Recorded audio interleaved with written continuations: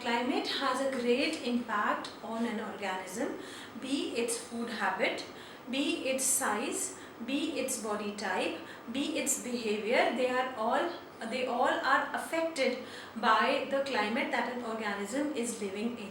So if I have to define, like animals make certain kind of changes to live into a certain kind of a climate. So the favorable features which are present in an organism to survive and to breed in a particular kind of habitat, but habitat is its natural place where it is found naturally, is called adaptation. So the favorable features which are present in an organism to survive and breed means to raise children or to give birth to baby or little ones in a habitat is called adaptation. So according to the climate, we have different kinds of climate in the world, very cold or the polar kind of climate. Then we have the hot desert kind of a climate. Then we have the tropical rainforest, and we have the organisms are living in the sea water also, so that's marine kind of climate. So in your book we will be studying a few kinds of climate, basically tropical rainforest, the polar region climate, and the adaptations in the animal according to that. So we'll be studying a few regions, the polar region and the tropical rainforest. So we will be discussing what kind of adaptations are found in the animals over there. Okay, so let's start with the polar region. The polar regions are the area which are near the North Pole and near the South Pole. So if you remember your globe very well, so this area is near the North and the South Pole. So places like Canada, Greenland, Norway, Sweden and Finland, these three countries are called the Scandinavian countries. Iceland, Alaska in USA, Siberia in Russia, they fall under the polar region. Now this area is extremely cold because they do not receive sunlight for a few months. That is because of the inclination of Earth's axis and because of its revolution. There are times when for months there is darkness, and even when they have their summers or when they see the light, the sun rays that are coming traveling a huge distance because they are coming in the slanting way, so the heat that they receive is very less. So this area is extremely cold and has darkness for months, very less insolation. The temperature falls between -90 degrees centigrade to 10 degree, which is the highest. So minimum can go as low as -90 degrees, and the highest will be not more than 10 to 12 degrees. Very less vegetation. We know that plants will not be able to survive months of darkness. There are times when they have plants, but that vegetation is very low grade vegetation. So we can say very less vegetation. This place, because it is an open area, so it is very windy, and there is hardly any people living. In Antarctica it's not habited, so we only have the colonies of the scientific research colonies that are living over there, that are people, if people are there, so they are doing basically research work over there. Then in the Arctic region, yes, there are few places which are inhabited or where people are living. Okay, but animals are definitely found in Antarctica and as well as Antarctic region, in the Arctic region. Now we come to the polar bears, which are the animals which are found in the Arctic region or in the North Pole. Okay, so these are animals, we've all seen them, the white bears, which we've seen them in the photograph also. They have to survive this extreme weather conditions. These are extremely cold conditions. So what do they have as adaptations? They have a double layer of fur which provides them with extra protection to the cold. Now the first layer, the outer layer of the fur is hollow actually, so the hair are very hollow, so the air gets trapped in between, and when air is trapped in between, it acts as a layer of an insulating material. It does not allow any heat to pass through it. So since air is a bad conductor of heat, now it traps in all the body heat, and that is why the animal remains warm. And also there is one quality of this fur, is that it is made up of a protein called keratin. Even our hair are made up of keratin. So now this keratin is something which can absorb the UV rays. You would have heard in advertisements or in beauty channels also that when you go out in extreme sun, cover your head. Your hair should not get damaged by the UV rays because keratin has the ability to absorb the UV rays. Now, absorption of UV rays means it will get extra heat, it provides extra heat to the animal. So for polar bears, yes, it is very good. For us, it might not be, but for polar bears, the quality of keratin that it absorbs the UV light is very good. Now, it is white in color. So, white in color gives it a benefit that it can camouflage very easily and it can protect itself from its predators.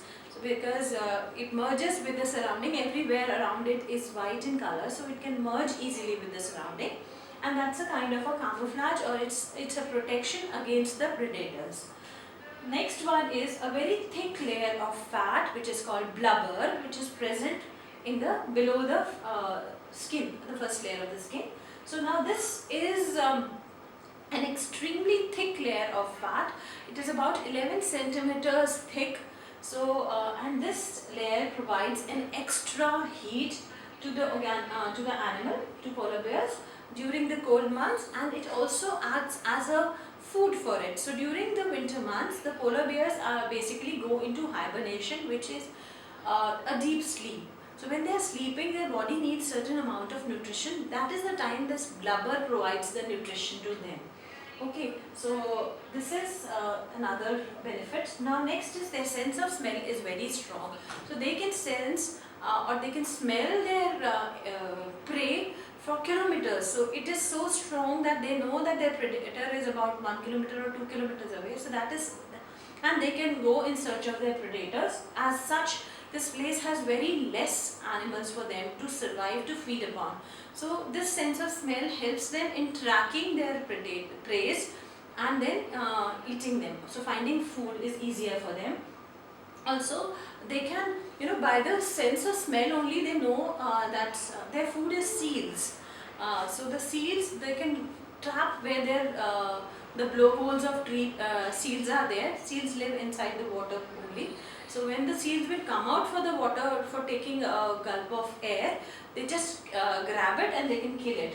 So that's about their sense of smell. And when they go inside for water, like one more quality of their nose, when they go inside the water, they jump in, they're good swimmers. So when they jump inside the water, they can close their nostrils for about 2 minutes. So they can actually go very deep till 6 meters and catch their prey. They can stop their breathing or close their nostrils for about 2 to 3 minutes. They can survive without coming up for air.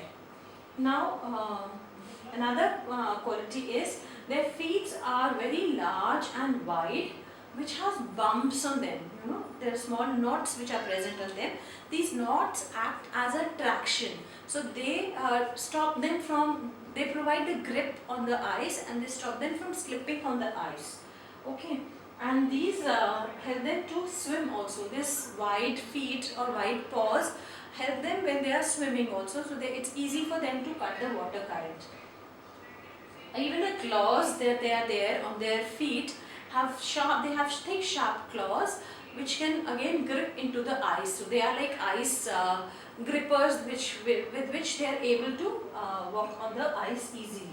Okay, and next is they have a very short tail and a very small ears. So the loss of heat is reduced. So when you have a exposed skin which is not covered with the fur, it is easy to the loss of heat is very less. Fur has air which will trap inside the heat, but these places like ear, tail, they have less. They are very small in size, so the loss of heat is very less. So that's about the polar bears. Another adaptation that we see of polar region is in penguins. So we will be studying about penguins. These are flightless birds, like the birds which cannot fly. They are birds, but they are better swimmers. So rather than being birds, they are good swimmers. They have the adaptations to be good swimmers. Over the years, they have lost their ability to fly, so now we call them flightless birds, but excellent swimmers. These are found in the Antarctic region, that is the South Pole region. They are not found in the North Pole, they are found in the South Pole only. and they have no predators. Their food is basically seafood, or they eat on fish, and they live in huge big colonies. Now, what are the special adaptations that we see in penguins? Penguins are birds, but they are designed for life as swimmers. They are, and what is those designs? They have a streamlined body. Their wings are very hardened ones, like unlike the birds which have the feathers, which have air spaces in between them, they don't have these air spaces. So the wings are actually hardened ones, and they are modified as flippers, which they help them to swim. Okay. Then they have webbed feet, which again helps them to cut the water current and move in the water very easily. In fact, their speed in water is so good. They go 15 miles per hour, which is like, which appears like flying speed. So they actually fly through water, and they have very heavy bones. They can go deep inside, dive deep inside. The buoyancy of water will not lift them up because their bones is very heavy. So for their prey, if they have to go deep down in the sea, they can go to very greater depths. Okay, and they can stay inside water because of the heavy bones for a very long duration. They can stay in the deep sea also. Now, they have a dual toned body. That means the color of their body is black as well as white. The white actually provides them a good camouflage, so they don't have predators, but it actually protects them. They are not visible. Then they merge into the surrounding, and the black is like a coat to them. It appears that they are wearing a coat, and it absorbs the heat during the sunlight, during the sunshine hours. So black absorbs good amount of heat. Now the another one is they have a very thick skin, which has a layer of fat underneath, not as thick as what is seen in the polar bears. In polar bears, this blubber or the thick layer of fat is about 11 centimeters thick. In penguins, it is 3 centimeters thick, which is good enough for them because their body is comparatively smaller, weighs less as compared to the polar bears. So 3 centimeters is also good enough, and it provides them enough nutrition, okay, enough heat actually. Now, they do not hibernate like polar bears, they migrate. So they migrate not very far off, they migrate from Antarctica, they move towards Tasmania and all during the other islands, inhabited islands, where they can breed. So they do not hibernate, like hibernation is sleeping for winter months. They do not hibernate, but they move to some other places where there is certain amount of, the weather conditions are slightly better, okay. And that is why this 3 centimeter of blubber is good enough to keep them warm. They live in groups. They have a very unique social kind of life where they live in groups, and when the weather becomes extremely cold, they all huddle in closer. So when you are sitting closer together, you feel less heat. So that is how, and the way they do it is they have the children inside in the inner area, so they get maximum heat, and outer side is by the senior penguins. Okay, so they live in groups and they huddle together to keep them warm. They have extremely good underwater vision. So when they are inside the water or inside the sea, when they have to go and swim and catch their fish or prey, they can swim very easily and see through the water easily. So they have got very good, extremely good underwater vision. They can easily drink salty water, and the extra salt which their body absorbs, they have a special gland near their eyes through which this salt is thrown out. Okay, it comes through a secretion, and that salt is thrown out, but they can very easily drink the salty water, which is very difficult for all organisms to drink, all land organisms specifically to drink, but for them it is not a problem. Then very little of their body touches the ground. It is only their hind limbs and their tail portion with which they take a support. They can sleep standing also only. They don't fall on the ground and sleep because that way more body surface will be touching water, will be touching land, will be touching a colder surface. So very less surface is in contact with their body, and that is why they can retain the heat. So not much heat is lost due to this contact. So that was about how penguins are adapted to the cold polar climate. Now there is another feature which is seen in most of the organism, and that is called migration. One is hibernation, or the winter sleep, in which the organism or an animal sleeps for the very extreme winter months. Migration is basically shown by animals. We generally commonly see it in birds. They move from one place where the weather conditions have become difficult for them to survive. So they move to another place where the conditions are conducive or helpful or have better facilities for them to survive. Like the food is easily available, and the place has got security for them to breed, to lay eggs, and to give birth to young ones and to bring them up. So that is they move from one place to another, and that is called migration. The periodic journey performed by organism in search of better food, ideal weather conditions where they can be and where they can breed and raise their young one is called migration. A very common example in India, we see lots of migratory birds coming up, because in India the winters are not very harsh, especially in this part. We don't see very extreme conditions of winter. So what we see is a nice winter, a pleasant winter, for at least for the animals who are coming from extreme weather conditions or extreme winter conditions. So we have our feathered friends like Siberian cranes, which are coming from Siberia, which is in Russia, near the North Pole, and they come to India, basically to wetlands in India, where you have some water also available and lots of greenery and vegetation near the water area. So we have Bharatpur bird sanctuary, which is in Rajasthan. We have Sultanpur bird sanctuary, which is in Haryana, near to you. And then we have the Keshavpur bird sanctuary, which is in Punjab. So these places we see lots of Siberian crane coming. Other than these, we also have flamingos coming, which come to Gujarat area. We have painted storks coming, which come to most of the northern India, we see them. And then we have a duck called Rudi shell duck, which also migrates during the winter time.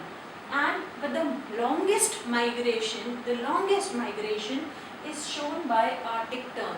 So when it is summers in the Arctic region, that is the northern pole, they will stay in the northern region. Then they come to the southern region, they fly to the southern region when it is winter over there. Then again back to the Arctic region. So in a year they can travel about 35,000 kilometers, which is the complete north to south of Earth. So that is why they show the longest migration, and that's all about the polar region. Now we come to the tropical region. As the name suggests, this is the area that falls between the two tropics, Tropic of Cancer on the north and Tropic of Capricorn on the south, and which is very near to the equator. So this is the area which receives good amount of insolation or sunlight. They have a period of almost 12 hours of sunlight every day. Not much changes in the temperature also, because the temperature near the equator and between the tropics remains almost constant, and it is a hot region. This is the area where you have enough rainfall. So because near the equator, since the temperature rises every day during the daytime, during the noon time, so by evening they almost have rainfall every day. So ample amount of rainfall is present. So that means this is the area where you have good amount of sunlight as well as good amount of rainfall. This area falls in the Amazon basin, which is near Amazon river, which is in South America. Then you have the Western Ghats in India fall in this region.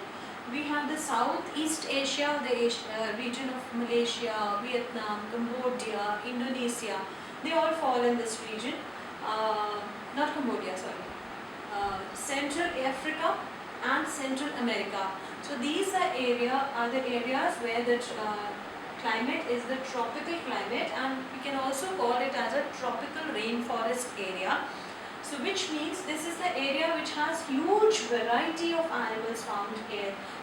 So you have lots and all kinds of animals, all kinds of organisms found here. This is the most biodiverse area of the whole earth. Okay. So this is the area where you have a huge variety of plants as well as animals found here. You will have all kinds of apes, you will have all kinds of insects, you will have all kinds of land animals, you will have arboreal animals, you will have variety of birds found over here. because there is no dearth of food also. But here, since there is a good amount of food available, but there is also a very good amount of competition amongst the organisms available, so they have to have certain adaptations so that it is easier for them to find food, as well as to protect themselves from their predators or to find their prey. So let's understand what are these adaptations. The first adaptation that we are going through is in the land animals, the animals which are terrestrial animals which walk on the land. Okay, so adaptation we will be studying about is elephant. Now, as we all know, elephant, the first thing that we notice in an elephant is its trunk. Okay, it's a huge big animal, and the trunk is something which is very special in an elephant. Now, what is the presence of trunk doing? It's an extension of its nose. So how does it help? The first thing, it does a function of the nose. It gives them a very good sense of smell. So they can smell where the food is available to them. And also it is prehensile, which means it can grasp and pick things up or grab things up. So it is easy for them to grab some amount of the food, that is grasses that is there on the ground, which is growing on the ground. They can grab it with their trunk and put it in their mouth. Now it can suck in huge quantity of water with its trunk. It's like a solid big pipe with which it can suck in huge amount of water at one time and then put it in its mouth. Then it also is used to squirt water. Squirt means like your pichkari squirts water. It is used to squirt water and to squirt mud, which helps them to survive the very hot climate times. Okay, in the day when it becomes very hot, elephants find it very uncomfortable because of the heat. So either they squirt water on them or they squirt mud on themselves, which makes a layer on top of their skin and which keeps them cooler. And also it is used to make a kind of sound with which they communicate with their herd. Elephants live in a herd. Okay. Now the other adaptation, that's for the trunk. The other adaptation is the presence of tusks, which are its teeth, which is modified. The front teeth are modified as long tusks. Now what does this tusk help them? These tusks help them to tear the bark of the tree. Elephant will not be able to eat the woody dead part of the tree. It wants to take in the sap, the soft, the succulent part of the tree. So to remove that bark away, these tusks are used. They are also used to protect themselves from their enemies. Next is the presence of large ear. Now this large ear gives them a very good sense of hearing. So they can take in a huge amount, they can hear very minute sounds also and from a long distance.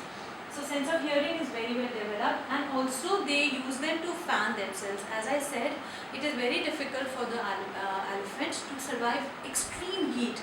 So with their ear they fan themselves and keep their body cool.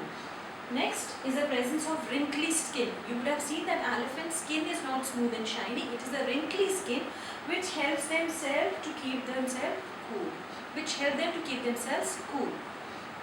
So that is about the adaptations that we see in elephant. So now we come to adaptation in big cats. So animals like tiger, leopard, lion, cheetah, puma, they are all big cats. Okay, so they belong to the family of cats. That is why we call them big cats, but they're bigger in size. Now they are all carnivores. That means they are flesh eaters. So therefore they need to have a good sense of smell. Their sense of smell is very highly developed and they can smell their prey from a great distance. Then they have a very sharp eyesight to locate their prey from a great distance. Only they can see their prey. Similarly, they have great speed. They are great runners. They all can. The fastest runner amongst these is cheetah, to catch their prey, because when they are running, they can catch their prey easily if they have a good speed. Otherwise, their prey will run away from them. Next, they have long sharp claws. So to grasp their prey, because when they are when they are catching their prey, the prey is also struggling to get itself free. So to grasp that prey, they have long and sharp claws, and it also helps them to tear the flesh, and also it helps them when the land is slippery, it provides them a kind of traction, so they can dig in their claws and protect themselves from slipping away. They also show good amount of camouflage, which is they can hide, especially during the summer months, amongst the dry grasses to catch their prey. In summer months it's difficult for them to find prey because very few animals come out during the daytime. So with the camouflage it's easier for them to catch their prey. Now we come to the next one, the red-eyed frog. Now this lives slightly above the ground. So we can't call it completely arboreal, which is living little above the ground, but it is slightly arboreal, not very near to the ground. It lives on lower tree branches and tree trunks. It feeds upon insects and small fruits and berries, and it is a small nocturnal frog.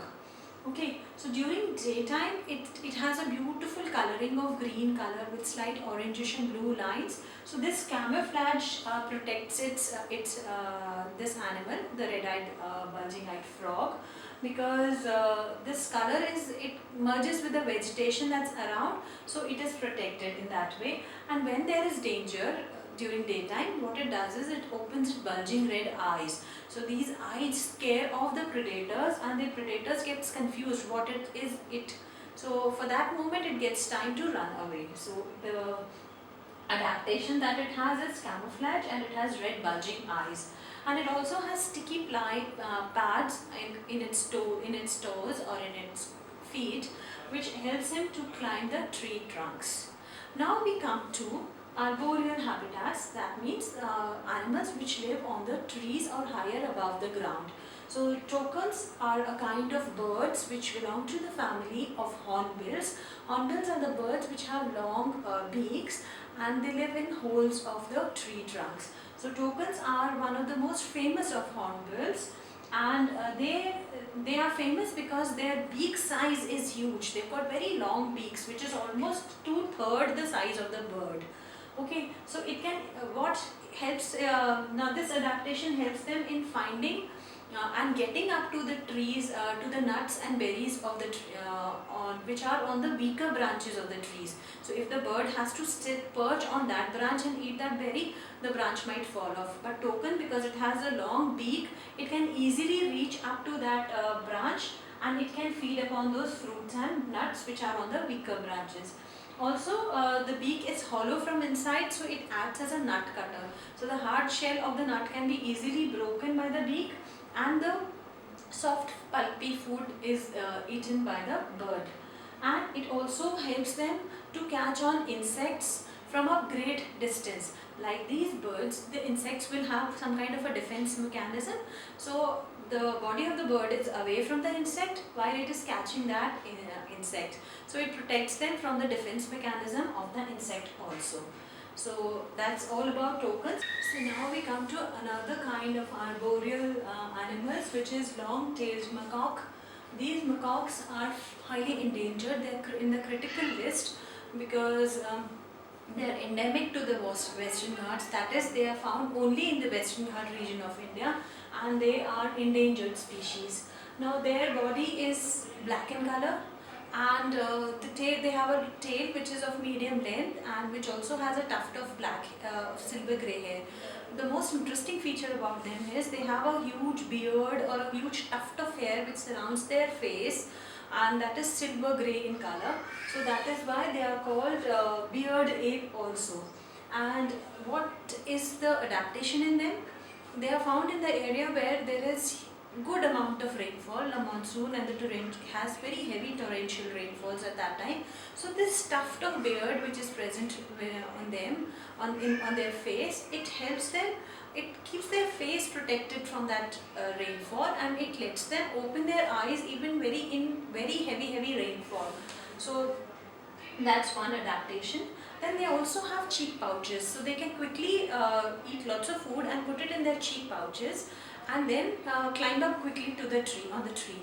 So that protects them from the ground predators, and basically whatever food they find is generally found on the higher end of the on the branches only. So they eat fruits, berries, and small amount of insects under the trunk of the trees. But that is if they have to get down on the ground also, or on the lower height also, they quickly grab lots of food and fill it in their cheek pouches, and then they go up and protect themselves from their predators. So they are generally not seen on the forest floor. They generally stay high on the branches of the trees only, and that is a protection and an adaptation in them. Now we come to the last adaptation that we'll be studying in this, last animal that we'll be studying in this chapter of adaptation, and that is monkeys, which are again found in the tropical rainforest. And they have, monkeys have long prehensile tail, so their tail has the capacity to grasp and to, they can hang their whole body weight on the basis of their tails only. So this kind of tail is called a prehensile tail, which can grasp things. So with which they can actually grasp on the branches and hang on it, which leaves their hands free to catch the food, to collect the food, and to eat the food. And they also have opposite thumbs, something like what we have, so that they can pick up small things very easily. So that's about the adaptations of animals that we will be studying in this chapter. One more thing that this chapter teaches us, that there is a variety of animals that are living on earth. Some of them have become critically endangered, like the long-tailed macaque, and also like cheetahs. So we should try and make an effort to protect these species of animals and let them survive, because they are meant to survive in that habitat. So let us protect that habitat and maintain the biodiversity of the region. Thank you.